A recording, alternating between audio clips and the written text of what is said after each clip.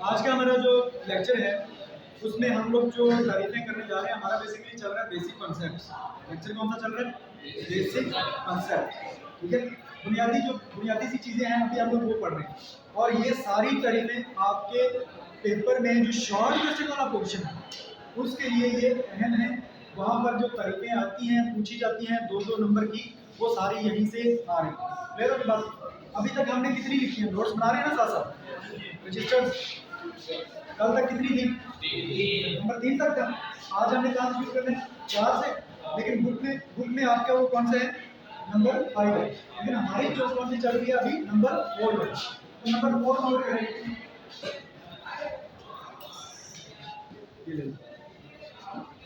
Number 4 दूसरे के साथ नोट करते हैं। नंबर 4 आज हम लोग पढ़ेंगे गुड्स। गुड्स किसे कहते हैं? गुड्स को उर्दू में कहते हैं अशिया। क्या कहते हैं? अशिया। अशिया क्या है? शय की जमा है, चीज या चीजें जैसे हम कहते हैं। ठीक है, शय, अशिया। तो आज हमारा टॉपिक बेसिकली क्या है? अशिया के बारे में, गुड्स के बारे में। बड़े ध्यान से समझिए। ये जो गुड्स का लफ्ज है, ये हमारे जो पूरा सब्जेक्ट है अकाउंटिंग का, इसमें बहुत ज्यादा दफा ये इस्तेमाल होने जा रहा है। इसमें बहुत ज्यादा इस्तेमाल है। हर सवाल में ये 2, 3, 4 दफा आ जाता है। ये जब हम लोग जाएंगे ना जनरल पे, तो वहां पर आप देखेंगे कि ये हर सवाल में ही आ रहा है, बार बार आ रहा है। तो इसलिए इसका कॉन्सेप्ट आपका होना, कॉन्सेप्ट मजबूत होना बहुत जरूरी है। गुड्स किसे कहते हैं? हम लोग साथ साथ आपकी बुक में जो डाटा लिखा हुआ है, जो तारीफ लिखी हुई है, उसको भी पढ़ेंगे और एक जनरल आइडिया जो है वो भी हम लोग पहले शेयर करेंगे। अब देखें गुड्स किसे कहते हैं। कारोबार का एक स्केच अपने ज़हन में बिठा। ठीक है, यूं समझ लो ये कोई एक फैक्ट्री है, शॉप है, कुछ भी है, लेकिन ये बेसिकली क्या है? कारोबार। ये हमारा क्या है? कारोबार में देखिए क्या क्या होगा। कारोबार में कोई ऑफिस भी होगा, ठीक है, कोई वहां पर मशीनें भी होंगी, ठीक है, हो सकता है वहां पर कोई एसी वगैरह भी लगा होगा, फर्नीचर होगा, फर्नीचर कुछ ना कुछ होगा, यानी कि टेबल तो होना ही होना है, टेबल होगा। अगर दुकान है तो काउंटर शाउंटर होगा, ठीक है, और चेयर तो होगी बैठने के लिए, और जो बाकी लोग आते हैं कस्टमर वगैरह, उनके बैठने के लिए कोई अट्टा लगा होगा या कोई चेयर होगी, कुछ ना कुछ होगा। ये सारी क्या है? चीजें हैं ना, ये भी सारी चीजें हैं। अच्छा, इसके बाद आप यूँ समझ लें कि कारोबार है, फर्ज करें शूज का, जूते। अब जूते हम लोग बेचते हैं, बने बने लेके आते हैं और बेचते हैं, ठीक है। अब यहाँ पर कहीं पे स्टॉल, कोई फट्टे लगे होंगे, कोई काउंटर लगे होंगे, कोई रैक्स बने होंगे साइड पे दीवारों के साथ, ऐसा होता है जिसके अंदर जूते पड़े हुए हैं। अब जूते भी पड़े हुए हैं, शूज काफी किस्मों के पड़े हुए हैं। अब मुझे ये बताएं कि ये जो शूज हैं और वहां पर जो टेबल पड़ी हुई और वहां पर जो कुर्सी पड़ी हुई, कितनी चीजों के नाम नहीं पता? Number 1 shoes, number 2 table, number 3 कुर्सी, चेयर, ठीक है। अब इन तीनों चीजों में से मुझे बताएं कि कौन सी चीज है जो मालिक ने बेचने के लिए रखी हुई? कौन सी चीज है? शूज या जूते। ये किस लिए है? बेचने के लिए। लेकिन जो टेबल पड़ी हुई वो बेचने के लिए है? वो बेचता है वो? नहीं। जो उसने कुर्सी रखी हुई है वो बेचता है? नहीं। इसका मतलब ये हुआ कि कारोबार में हमने चीजों को 2 हिस्सों में तकसीम कर, बेटा इधर देखो, मेरी तरफ देखो। हमने कारोबार में चीजों को कितने हिस्सों में तकसीम कर दिया? एक वो चीजें हैं जिनको कारोबार में लाया गया है, किस लिए? बेचने के लिए। एक वो चीजें हैं जो कारोबार में बेचने के लिए नहीं है, वो किस लिए? इस्तेमाल हो गया। दो किस्में होगी।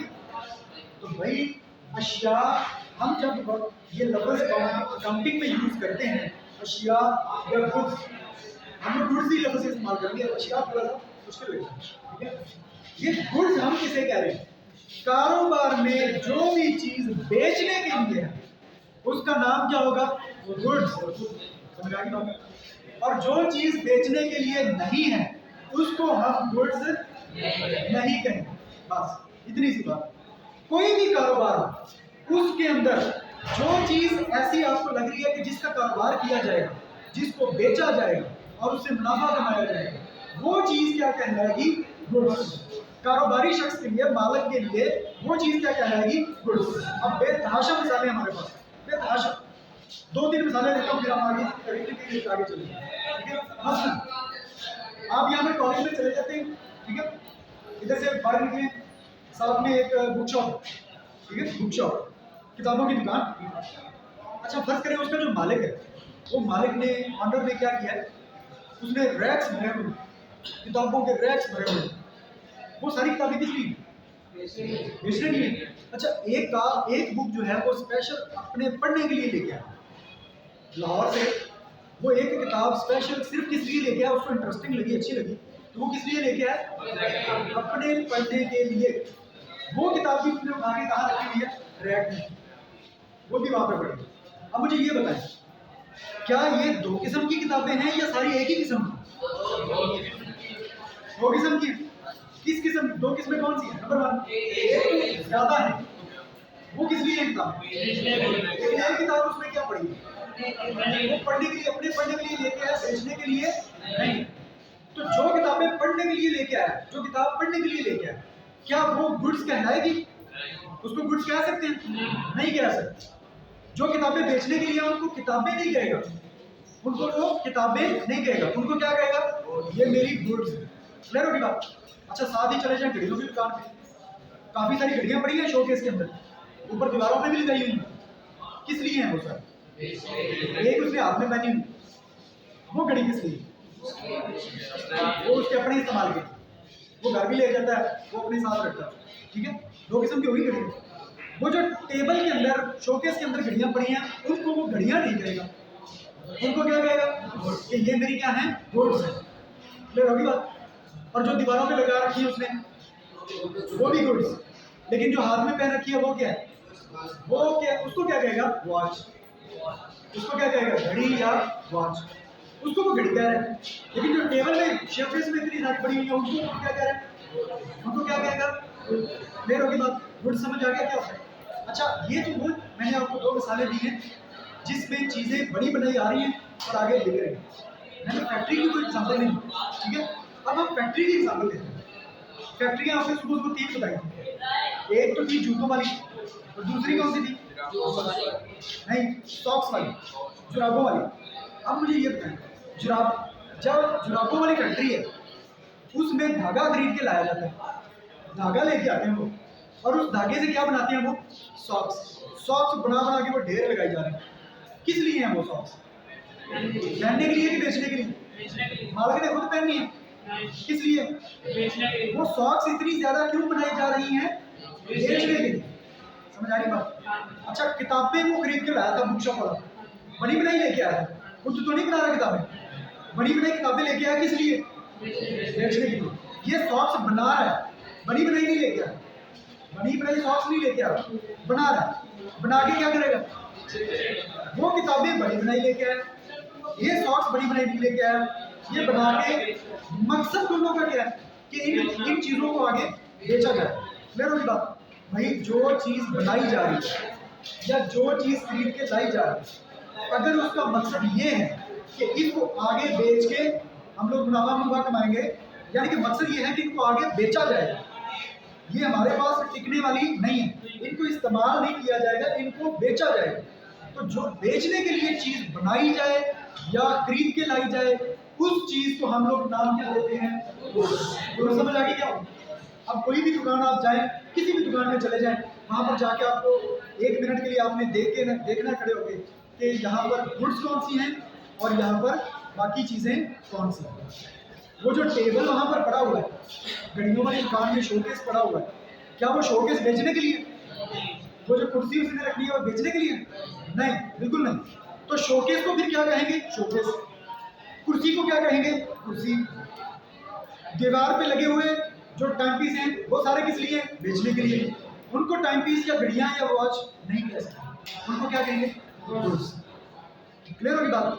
जो चीज बेचने के लिए, उसका नाम नहीं लेंगे। जो चीज़ बेचने के लिए है उसका नाम नहीं लेंगे। यानी कि शोकेस में जो घड़ियाँ हैं उनको घड़ियाँ कहेंगे या गुड्स कहेंगे? शोकेस के अंदर जो घड़ियाँ उनको क्या कहेंगे? घड़ियाँ ही कहेंगे या गुड्स कहेंगे? उनको गुड्स कहेंगे। जो हाथ में बांधी हुई है उसको गुड्स नहीं कह सकते, उसको क्या कहेंगे? वॉच। समझ आ गई? अब हम लोग इसकी तारीफ पढ़ते हैं और फिर देखते हैं कि इसमें क्या क्या चीजें लिखी हैं। जी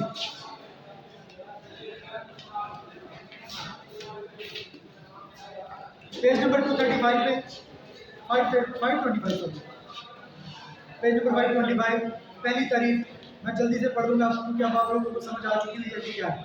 5वें नंबर पे लिखा हुआ है गुड्स और मर्चेंडाइजेस। मर्चेंडाइजेस की मैंने जानबूझ के अभी तक आपको नहीं बताया कि वो क्या होता है। गुड्स का ही एक सेकंड नेम क्या है, मर्चेंडाइज भी होता है, लेकिन मर्चेंडाइज को हमने अभी डिफाइन नहीं किया अच्छी तरह कि वो क्या चीज़ है। ठीक है, ओके आगे चलेंगे। अब देखिए क्या लिखा हुआ है। इट रेफर टू समथिंग, इससे मुराद वो चीज़ है विच हैज़ बीन परचेज, जो खरीदी गई है बाय अ ट्रेडर, एक ताजर ने, एक ताजर की तरफ से, for resale purpose. For resale purpose, resale का मतलब होता है दोबारा बेचना, पर्पस का मतलब होता है मकसद। और रीसेल पर्पस मतलब बेचने के, सेल किसे कहते हैं? सेल, सेल का मतलब क्या होता है? बेचना। ठीक है, और पर्पस का मतलब क्या होता है? मकसद। पर्पस का तर्जुमा क्या है? मकसद। अब जरा पढ़ो क्या लिखा है? फॉर रीसेल पर्पस, बेचने मकसद है। क्या मकसद है? कि इस चीज को बेचा जाएगा। मेरे की बात? अच्छा, बेचने के मकसद के लिए। और आगे क्या लिखा हुआ? और का मतलब क्या होता है? या। और का मतलब क्या है? या एनीथिंग, कोई भी चीज, विच हैज बीन मैन्युफैक्चर्ड, जो के बनाई गई है, जो के खरीदी नहीं गई, जो के बनाई गई है। अभी अभी जुराबों वाली मिसाल थी, जुराबें क्या की जा रही है? बनाई जा रही है। बुक्सों वाली मिसाल क्या है? उसमें बुक्स बनाई गई थी, उसमें क्या था? बुक्स खरीद के लाई गई थी। समझ आई? हमने दोनों तरीके पढ़ी हैं, ये दोनों लिखी हुई हैं। और उसने कहा कि और anything which has been manufactured, manufacture का मतलब क्या होता है? बनाना, और परचेज का मतलब खरीदना। ठीक है, विच हैज बीन मैन्युफैक्चर्ड, जो कि बनाई गई है, which has been manufactured for selling purpose, मकसद इसका भी क्या है? बेचना, जो बेचने के मकसद से बनाई गई है। अब इसका पूरा तर्जुमा सुने क्या होगा। कोई भी ऐसी चीज जो खरीदी गई है, ताजर ने खरीदी है, ट्रेडर ने खरीदी है बेचने के लिए, या कोई भी ऐसी चीज जो बनाई गई है लेकिन मकसद उसका भी क्या है? बेचना, बेचने के लिए बनाई गई है, तो वो चीज क्या कहलाएगी? गुड्स, या उसका नाम दूसरा भी है मर्चेंडाइजेस। क्लियर होगी बात? समझ आ गई गुड्स क्या है? अब याद हो जाएगी तारीफ। ओके, मैं भी व्हाइट बोर्ड काला नहीं कर रहा हूँ, यहाँ से आप लोग याद कर लेंगे। ओके, दूसरी तारीफ देखो। दूसरी तारीफ है परचेजेस। लो, परचेजेस नंबर 5।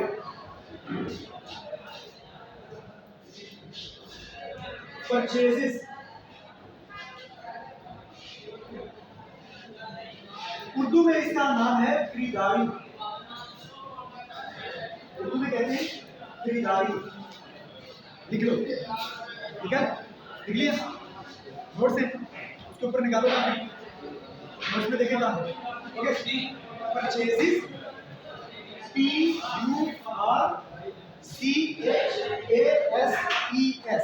परचेजेस। अच्छा, यहाँ पर स्टूडेंट बड़ी गलती करते हैं। स्टूडेंट ये लफ्ज जब लिखते हैं तो बड़ी गलती करते हैं। वो लफ्ज क्या लिखा है? परचेज, एंड वाला है। भाई मैं आपको तारीफ पढ़ाने जा रहा हूँ परचेजेस की, मैं आपको परचेज की तारीफ नहीं पढ़ाने लगा। क्लियर होगी बात? लफ्ज क्या है? परचेजेस। अच्छा, ये जो परचेजेस है ना, यानी कि खरीदारी, यानी कि खरीदारी, इसका अकाउंटिंग में एक खास मकसद है, इसका अकाउंटिंग में एक खास मीनिंग है, मतलब है। परचेज का मतलब पैसे तो खरीदना होता है, लेकिन अकाउंटिंग में इसका मतलब ये नहीं है खरीदना। मुझे ये बताया, मैंने आपको जो मिसालें दी हैं घड़ियों वाली, वो जो काउंटर है, काउंटर शोकेस जिसके अंदर उसने घड़ियां रखी, वो काउंटर भी तो खरीद के लाया, घड़ियां भी खरीद के लाया। बात तो ध्यान से समझना, समझ आ रही है बात? काउंटर भी खरीदा, घड़ियां भी खरीदी है, जो हाथ में पहनी है वो भी खरीदी है, जो उधर दीवारों पे लगा रखे हैं क्लॉक वो भी खरीदे हैं। कुर्सी भी खरीदी है, सारी चीजें खरीदी हैं, तो सारी चीजों को खरीदारी कह देंगे, सारी चीजों को कह देंगे कि ये परचेजेज हैं? नहीं। आम जुबान में, आम हालात में, आम जिंदगी में हमने जो भी चीज खरीदते हैं उसको हम कह देते हैं कि ये क्या चीज है, परचेजेज है, ये हमारी खरीदारी है। लेकिन कारोबार में, अकाउंटिंग में परचेजेज का एक खास मतलब है। हर चीज खरीद ली, हर चीज को परचेजेज नहीं कह सकते। अकाउंटिंग में परचेजेज का ताल्लुक डायरेक्ट किसके साथ है? क्लियर होगी बात? बेटा आधी समझ आ गया, आधी मैं एक्सप्लेन करूंगा, समझ आ गया। हम जब भी कारोबार में गुड्स लेके आएंगे, क्या लेके आएंगे? गुड्स खरीद के जब भी कारोबार में लेके आएंगे तो हम लोग अपने रजिस्टर पे, अपने सॉफ्टवेयर में, अपने कंप्यूटर में कहीं ना कहीं दर्ज तो करेंगे ना, कहीं ना कहीं दर्ज तो करेंगे कि 10 लाख की गुड्स लेके आए, 12 लाख की गुड्स लेके आए, 4 लाख की गुड्स लेके आए, कहीं ना कहीं तो दर्ज करेंगे ना, रजिस्टर में करेंगे। अगर हमारा कोई पुराना सिस्टम चल रहा है या किसी रजिस्टर में करेंगे, या अगर मॉडर्न हो गए हम लोग तो कंप्यूटर में करेंगे दर्ज, सॉफ्टवेयर में करेंगे, कहीं ना कहीं उनको दर्ज तो करना है। अब ध्यान सुनो, ध्यान से सुनो। गुड्स को जब कारोबार में लेके आया जाता है तो उसको जब हम लोग दर्ज करते हैं, लिखते हैं, तो लिखते वक्त उसका नाम गुड्स नहीं लिखते, उसका नाम क्या लिख देते हैं?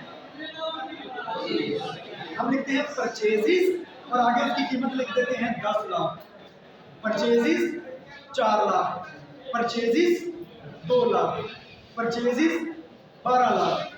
समझ आ गया? अब देखें, खरीद के क्या लाए थे? गुड्स। लेकिन जब कारोबार में पहुंची हैं तो कारोबार में जब पहुंच गई तो हमने जब उनको दर्ज करने लगते हैं तो दर्ज करने वक्त हम उनको क्या नाम देते हैं? परचेजेस। इसके आगे जाके नाम बदलते रहेंगे।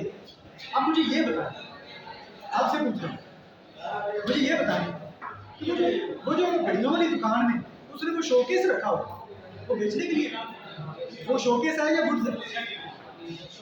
उसको क्या कहेंगे? शोकेस या गुड्स? शोकेस। कुर्सी जो उसने रखी है उसको क्या कहेंगे? कुर्सी कहेंगे कि गुड्स कहेंगे? कुर्सी कहेंगे। शोकेस के अंदर जो घड़ियां पड़ी हैं उसको घड़ियां कहेंगे या गुड्स? गुड्स। अब देखिए, शोकेस आया फर्क करे 10,000 और घड़ियां आई हैं 2 लाख रुपए। अब मुझे ये बताएं कि जब घड़ियां आई तो उसको जब हम दर्ज करेंगे किसी रजिस्टर में या किसी सॉफ्टवेयर में दर्ज करेंगे, कीमत लिखेंगे 2 लाख, कॉस्ट कितनी आई? 2 लाख। आगे उसका नाम क्या लिखेंगे? घड़ियां लिखेंगे या परचेजेस लिखेंगे? परचेजेस। क्लियर? शोकेस कितने का था? 10,000। शोकेस कितने का था? 10,000। खरीद के लाए, कारोबार में आए, उसको भी तो दर्ज करना है। उसको जब हम लोग रजिस्टर में दर्ज करेंगे 10,000, उसका नाम क्या लिखेंगे?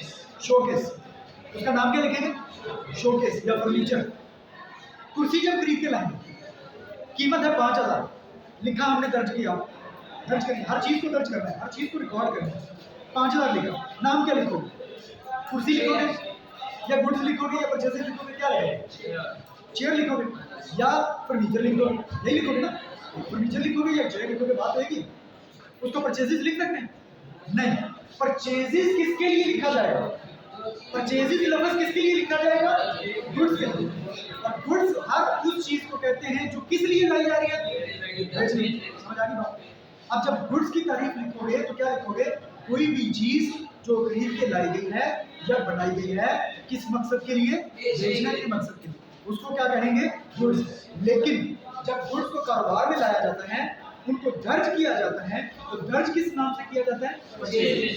अब जब भी इस सब्जेक्ट में, इस अकाउंटिंग के पूरे सब्जेक्ट में जहां पर भी आप लफ्ज देखोगे ना गुड्स और आगे उसकी कीमत लिखी हो 3,000, तो फौरन क्या समझेंगे? जहां पर भी परचेजेस लिखा हो, जहां पर भी लफ्ज परचेजेस लिखा हो, वहां पर आगे उसकी कीमत लिखी है, फर्ज करें 3,000, परचेजेस 3,000, फौरन आपके जहन में आ जाना चाहिए कि ये क्या चीज खरीदी गई है? ये क्या चीज खरीदी गई है? गुड्स खरीदी गई है। समझ आ गई बात? क्लियर होगी? बस यहाँ तक हमने, अभी आपने कोशिश करी थी कि आज 4 मुख्तलिफें पढ़ लेते, लेकिन हमारा टाइम खत्म हो गया, हमारे 2 ही पढ़ सके हैं, तो 2 ही मैं कल आपसे लिखूंगा।